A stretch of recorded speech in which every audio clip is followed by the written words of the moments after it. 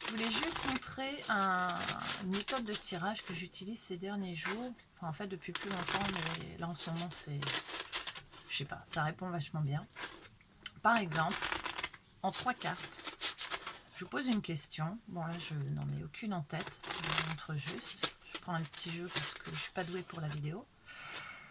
Hop, j'ai pas beaucoup de recul. Je prends 3 cartes. Je prends toujours celle du dessous, une au milieu, n'importe laquelle, et celle du dessus, 2 paquets.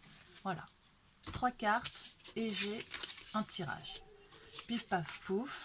Là, en l'occurrence, on a les rêves, parce que j'ai enlevé la définition des cartes. Les rêves, se plaindre de ce qu'on n'a plus sans voir ce qui nous reste encore, et puis la roue qui tourne. Donc, d'une certaine manière, moi déjà par là, j'entends, c'est un exemple, hein, j'entends que des choses du passé sur lesquelles on passe son temps à chouiner, ça me manque, ça s'est pas passé comme je voulais, tati, tatata, patata, on va le changer. Ok, ça va changer. Cet état d'esprit va changer. Je vous la fais courte, je suis vraiment pas douée pour les vidéos. Là, j'ai déjà une réponse. J'ai déjà un thème intéressant. Ok, maintenant je vais aller plus loin. Ah, on va changer, on va changer. Alors, soit on va faire... Ah, je prends l'exemple du passé. Qu'est-ce qui nous, dans le passé... Alors, je garde cette carte, par exemple. Je remets les deux dans le paquet. Qu'est-ce qui, dans ce passé, nous chiffonne au point qu'on ressasse encore et sans fin et qu'il faut qu'on en finisse. Sauf que là, je suis une consultante, je dis ouais mais enfin, quoi dans le passé je dois terminer? Quoi donc? Alors on va demander au tarot par exemple, quoi donc je garde la carte, on va dire d'induction, je ne me rappelle plus le terme. Ouais, c'est pas comme le gaz et tout ça, hein, l'induction, ça va être difficile cet hiver, hein, parce que c'est un peu électrique. L'induction à la bougie, ça marche? Bref. Je reprends, je recoupe mon jeu. Pardon, je suis distraite toute seule. Toujours pareil, mais ça peut être autrement. Celle du dessous, une du centre, enfin où je veux, et puis celle du dessus. Et là, je demande, c'est quoi le truc du passé que j'arrête pas de ressasser et auquel il faut que je mette fin. Déjà, on a une sorte des croyances limitées, des choses sur lesquelles on bute. Voilà.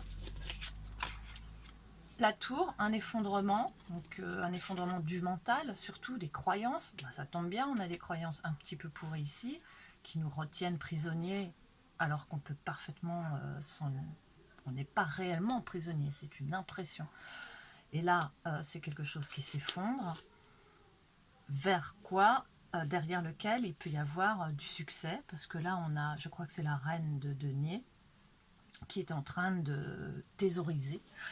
Elle a ses petits sous, elle les met en terre pour que ça fasse des petits. Donc quelque part, les trucs du passé sur lesquels on est en train de ça va pas, ce sont des croyances qui nous ont fait croire qu'il était impossible pour nous de devenir, de pouvoir développer des gains, de pouvoir être bien dans la matière, d'avoir un quelconque impact. On n'y croit pas, on n'y croit pas à ça. Voilà, c'est ça le truc du passé, et c'est né là-bas.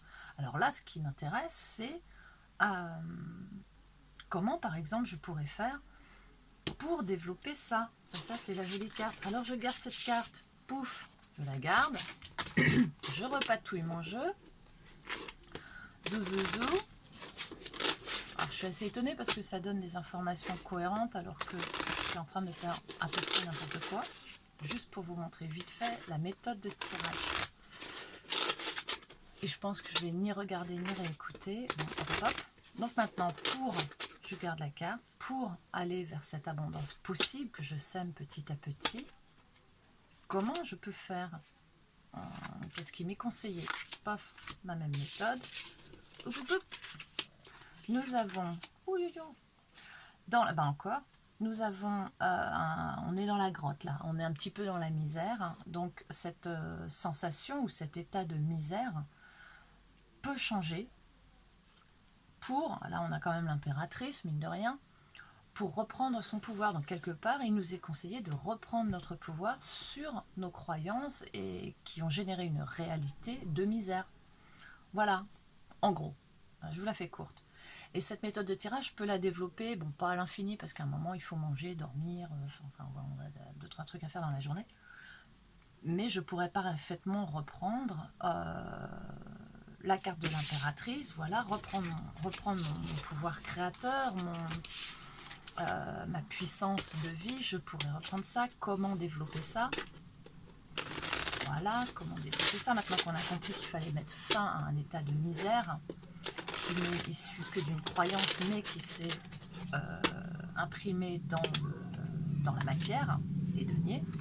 Pof, comment reprendre ce pouvoir? Pif paf pouf, voilà, on continue. Alors là, il est question de prendre soin, on est quoi dans la coupe de nos émotions, d'étudier les choses avec attention, etc. Et bienveillance.